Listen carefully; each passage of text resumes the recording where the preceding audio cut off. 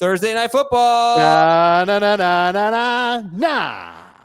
Pittsburgh's at Cincinnati, Saturday game number 1. Heath made a quick remark about how maybe both Steelers running backs could be RB2s this week. The Bengals have allowed 16.7 or more PPR fantasy points to a running back in every game, and they've allowed 11.5 or more to multiple running backs in the same game 3 times. So that is good for the running backs for the Steelers. You like Warren more than Gainwell, I assume? I'm doing something I very, very rarely do. Okay. Making the start of the week on a Thursday game. Ooh. Jaylen Warren? Wow. Let's go. And, he didn't have the targets last week, but he ran the same amount of routes. They split third downs evenly, Warren and Gainwell. So there's no reason why he can't get the targets this week. So let's talk about it, Jamie. Who would you start Jaylen Warren over? I have to probably readjust my rankings, but he'll be right around RB 15, 16 in that range. I just think that there's such a great opportunity here. And look, when you start to try and figure out who's the right players for this category, the number to the right of the second list there is 54%. So I have to be somewhat in a range when I choose these players, and he qualifies because, like saying Quinshon Judkins is the start of the week is not exactly an easy way to help people. There was some concern last week about what he would do and how he would perform and who would be the lead guy, and I think he still is the lead guy, even by a smaller margin than it was prior to the week 4 injury. But I think just the setup is great. The Bengals' run defense has not been good. This is an opportunity for the Steelers, even on the road, to, I think, play with a lead. And he should have a chance to, get some carries late in the game. Maybe that goes to Caleb Johnson. I'd be surprised at this point. But with what Gainwell will do on passing down situations, that will somewhat impact the upside of Jaylen Warren. But this could be his best game to date, and I'm excited to use him. I'd be shocked if Caleb Johnson had run unless it was just a blowout situation. Because he's clearly just the slowest to react of the 3 running backs that they use. Warren and Gainwell both looked okay last week. Warren had a much better rushing average against Cleveland, for what it's worth. Showed a lot of physicality. I like that out of Jaylen Warren. That's something that we've seen flashes of from him before.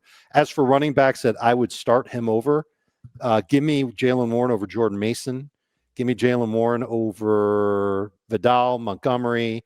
I've got him over Kenneth Walker in full PPR. It's really a great matchup, and I think that he could end up having maybe his best game of the year. And got some chat questions on Jaylen Warren. Would you start Jaylen Warren over Teteroa McMillan going up against Sauce Gardner? I would not. I would.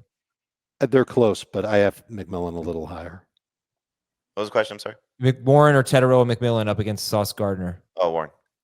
Warren, or would you start Warren over Rashee Rice and or Rashad White? I would not. No. Mike Evans, if he plays, or Jaylen Warren? Let's say we know by Thursday that Evans is playing. Who would you start? I think I'd lean Warren. I might lean Warren just from the safe standpoint of how many snaps does Mike Evans play. But you really want pieces of that Bucs-Lions game. Yeah, I'd probably go Evans. Okay. And all right, so Jaylen Warren is someone we're excited about this week. Kenneth Gainwell, flex? Yeah. I'd start him over Chase Brown. Ooh. Steelers defense, by the way, since week 3. They've struggled their first 2 games. Since week 3, it's only 3 games for them. They're 3rd best in yards per play defensively. They've been pretty good. So, all right, you start him over Chase Brown. Gainwell or Chase Brown for Jamie and Dave? Chase Brown. I have to reconsider it, but right now it's Brown. All right, but it tells you kind of where we're at with Chase Brown. Yeah. Yeah, it's just not. Yeah, it's gross. Pretty much every player that we mentioned when we were comparing to Jaylen Warren, you'd start over Chase Brown. And I looked up the wrong Warren. I've got Tyler Warren over Mike Evans. I have Mike Evans over Jaylen Warren. Okay. And you remember Chase Brown, like the key to success last year, and this is why he probably should have been in the dead zone, was that he played over 80% of the snaps almost every week. He played over 70% of the snaps the first 3 weeks. He's played 53% of the snaps the last 2 weeks. Ooh. On a lousy offense. I mean, a lousy offense playing half the snaps and running inefficiently. Yeah. Okay. So let's talk about Aaron Rodgers here. And he based on yesterday's rankings, was 11th for Jamie, 15th for Dave, 16th for Heath. These rankings will change a little bit, especially the Tuesday ones. Finally threw the ball downfield a little bit last week.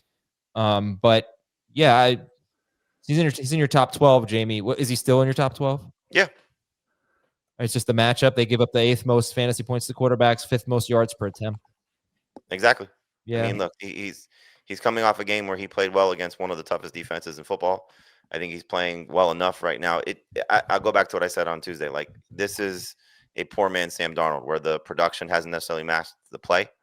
Where Darnold was in that stretch of 18 to 20 points per game, and then he blew up. I don't expect Rodgers to do that. So again, not the best comparison, but you get the point of a guy who's just playing well in reality, and hopefully the fantasy points start to translate. So looking at the quarterbacks this week, I think the matchup warrants him being a low-end starter. I don't expect more than 22, 23 fantasy points. So for me, I would start him over Sam Darnold. I don't like the Darnold matchup this week against the Texans. So I think Rodgers is in a better spot taking on the Bengals. I think the Darnold one's really interesting because, like, you look at their opportunities and it's very similar. More game, like 30 or fewer pass attempts and all but one game for Rodgers. I think it's all but 2 games for Darnold. Neither one of them runs at all.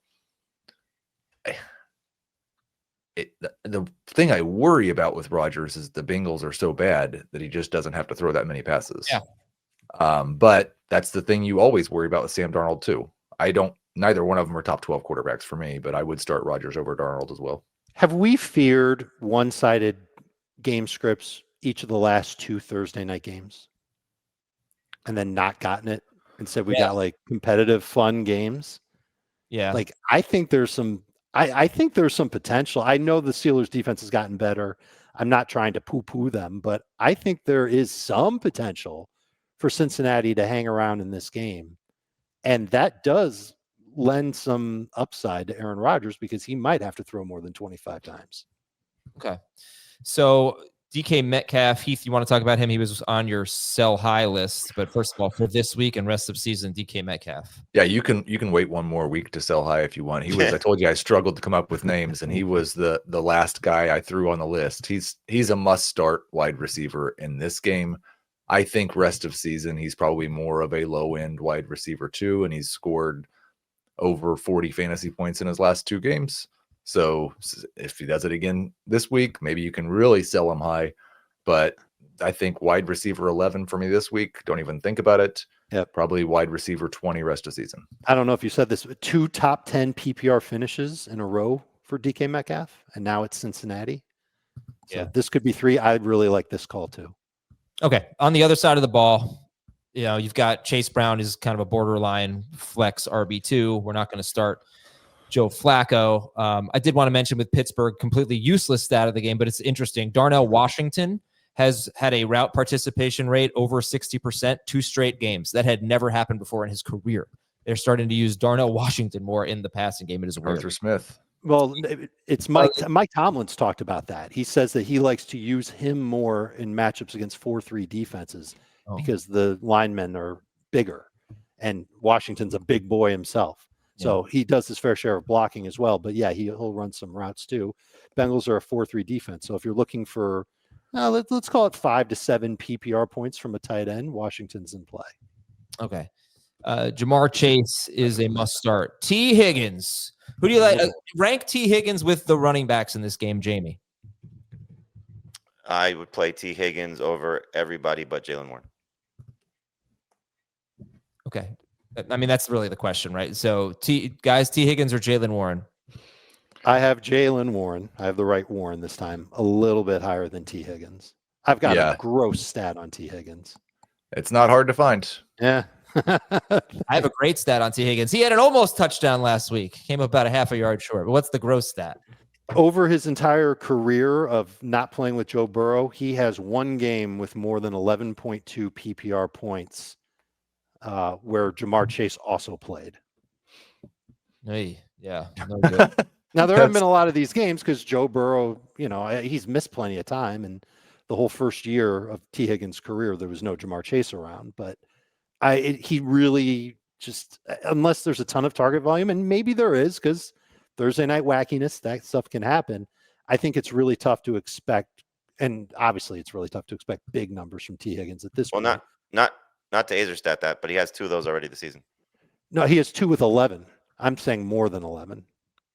What do you have last week? 11.2. Okay, so 11.2. Right. He might be able to get like 11.8.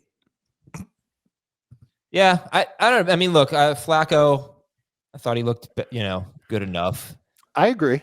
And It's an upgrade. I was A kind of small encouraged. I was kind of encouraged for Higgins by what I saw, but it's a week-to-week thing. And right now the Steelers are healthy and they're playing really well defensively.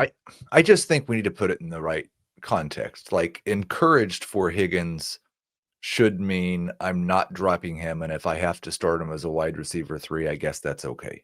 Yeah. Like, Yeah. No, I'd be excited to start him as a wide receiver 3. We just continue to expect T. Higgins to be better than he's ever been without Joe Burrow and with Jamar Chase. Just every like 11.2 is I remember the games earlier this year where 11. I would have eaten my vegetables for 11.2 from T. Higgins. Right, but 11.2, if out of your wide receiver 3, I guess is fine, but it's a low end wide receiver 2. Just can't connect. Wide receiver 3. Yeah. What? You can't connect on a deep ball. He has 1 catch on 8 targets of 20 or more air yards. Also, I don't know if you've noticed, but there are a lot of wide receivers missing from NFL teams that we would normally count on, and that's kind of pushed up these mediocre performing players like T. Higgins has been. All right, guys, we got to wrap up here. Sorry. Go ahead, Heath. Last No, point. I was just saying I feel that way about AJ Brown because I feel like he's been mediocre performing. Yeah, but he's a megastar compared to T. Higgins at this point.